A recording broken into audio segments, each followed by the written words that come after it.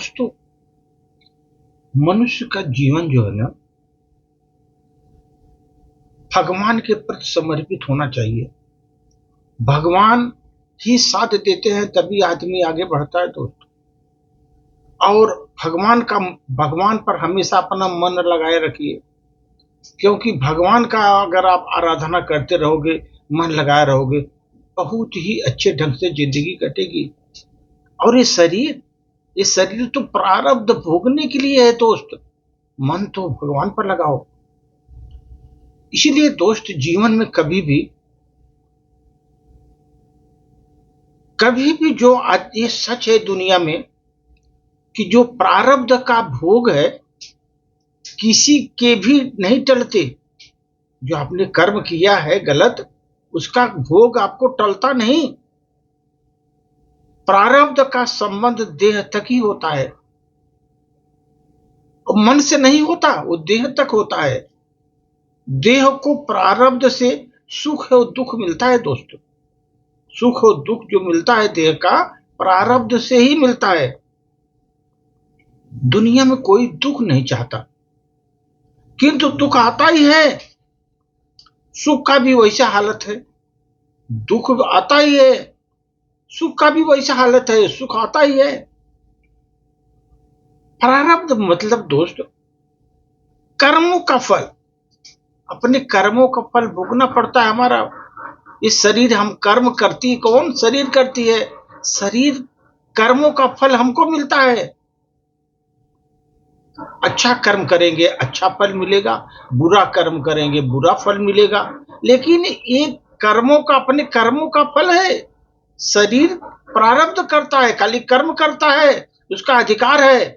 वो केवल अपने अधिकार क्षेत्र में वो अपना काम करता है दोस्त। और जैसा काम करेगा वैसा उसको फल मिलता है।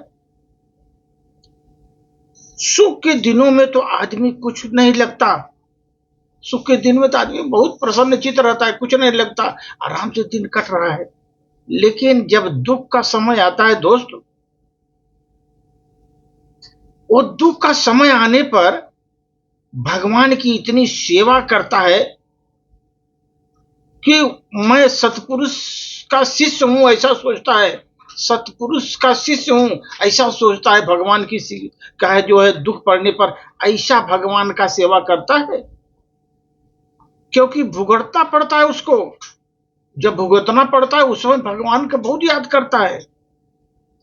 वह यह नहीं समझता मानो कि अब उसी के कर्म का फल है, उसमें भगवान या बड़े बड़े संत महात्मा क्या करेंगे। आपने कर्म किया है जैसा वैसा फल मिलेगा। लेकिन जब आपको दुख मिलने लगता है तो भगवान की सेवा करते हो, सब जगह मंदिर हो मस्जिद हो, जगह जगह आप दौड़ते रहते हो, सभी जगह जाकर भगवान को याचनाएं करते हो। अरे कर्म को संभालो पहले। कर्म अच्छे नहीं करोगे तो फल कैसे अच्छा मिलेगा। दुख आते ही आदमी भागने लगता है, ईश्वर की शरण में जाने लगता है, बड़े बड़े महात्माओं के शरण में जाने लगता है। उससे कुछ होता नहीं। आपने जो कर्म किया उसका फल भोगना ही पड़ेगा आपको। अगर समझ लो जैसे आपको कुछ पैसे की आवश्यकता है, हमारी पहचान का करीब कोई रिश्तेदार है, करीब किसी बैंक का बड़ा मैनेजर है, वो हमारे पास स्वयं के नाम पर बैंक में पैसा ही जमा नहीं है। स्वयं के नाम पर पैसे ही नहीं जमा है बैंक में मेरे नाम पर, तो मैनेजर कुछ नहीं कर सकेगा। बहुत हुआ तो अपनी जेब से कुछ सिक्के पैसे निकाल कर देगा, कुछ नहीं कर पाएगा, क्योंकि आपके पैसे ही जमा नहीं है वहां पर बैंक में। उसी प्रकार हमारे जीवन में दोस्त, हमारे भाग्य में सुख नहीं है। अगर भाग्य में सुख नहीं है तो हमें कहां से मिलेगा।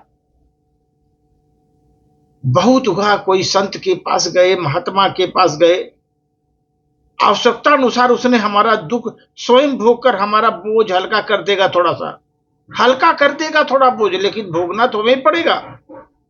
इसलिए दोस्त, हम अपने जो देह से जो हमने कर्म किए हैं, प्रारब्ध से प्राप्त होकर भले बुरे का फल हमें देह से ही मिलता है, देह से भोगते हैं हम। और मन में भगवान का स्मरण बनाए रखे हम, सच्चा भक्त अपनी देह को भुला देता है। जो सच्चा व्यक्ति होता है अपने देह को भुला देता है वो। इसलिए देह भोगना या न भोगना दोनों ही बातों में उसे चिंता नहीं होती, कुछ नहीं चिंता होती, क्योंकि वो भोग टालना नहीं चाहता। भोग आएगा वो टालना नहीं चाहे, भोगना है उसको। मनुष्य की देह के अवयवों में असमानता होती है दोस्तों। वैसे मनुष्य के विकार और गुण पुनर्जन्म के संस्कार के अनुसार, प्रारब्ध के अनुसार कम अधिक मात्रा में हो जाते हैं जीवन में। हमारी देह को प्राप्त होने वाला भोग हमारे कर्मों का फल होता है, किंतु कुछ कर्म का फल हम नहीं जानते, इसके लिए हम उसे भाग्य बोलते हैं, हमारा भाग्य है। कर्मों का फल हम नहीं समझते, जान पाते, उसको हम भाग्य बोलते हैं। संसार में अनेक बनाव बिगाड़ होते रहते हैं, वैसे हमारी सब बातें प्रारब्ध से होती हैं, पर आने वाली आपत्तियां हमारे प्रारब्ध का फल होती हैं। जो हमने कर्म किए उसका फल होती हो, और भगवान की ओर से नहीं आती हो। वे मेहमान जैसी होती है, जैसी आती हैं चली जाती हैं। प्रारब्ध और ग्रहों की गति देह तक ही होती है, खाली देह तक होती है। मन से भगवान को भजने में उसकी ओर से कोई बाधा नहीं होती। भगवान के अनुसंधान की आदत डाल लें तो हमारे प्रारब्ध पर विजय प्राप्त हो जाएगी दोस्त। अच्छे कर्म के लिए हम सोच लेंगे। प्रार्थना ऐसे करो दोस्त कि जैसे हमारे प्रभु पर ही सब कुछ निर्भर है। ऐसा प्रार्थना करो, ये भगवान आप ही सब कुछ हो, ऐसा सब कुछ आप पर निर्भर है। लेकिन दोस्त जब कर्म करो तो ऐसे करो जैसे सब कुछ आप पर निर्भर है। कितना हम अच्छा कर्म कर सकते हैं आप पर निर्भर है। आस्था ईश्वर में और विश्वास स्वयं पर होना बहुत जरूरी है जीवन में, तभी सफलता मिलेगी। आपको आस्था तो ईश्वर में रखना है, लेकिन विश्वास स्वयं पर होना चाहिए। यस, हम ये काम कर लूंगा, अपने मंजिल पर पहुंचूंगा, संघर्ष करके आगे बढ़ूंगा, सफलता निश्चित मिलेगी दोस्तों। सच्ची भावना अगर होगी, आपका उद्देश्य भी सही होगा, तो निश्चित ही किसी न किसी रूप में ईश्वर आपकी मदद करते रहेंगे।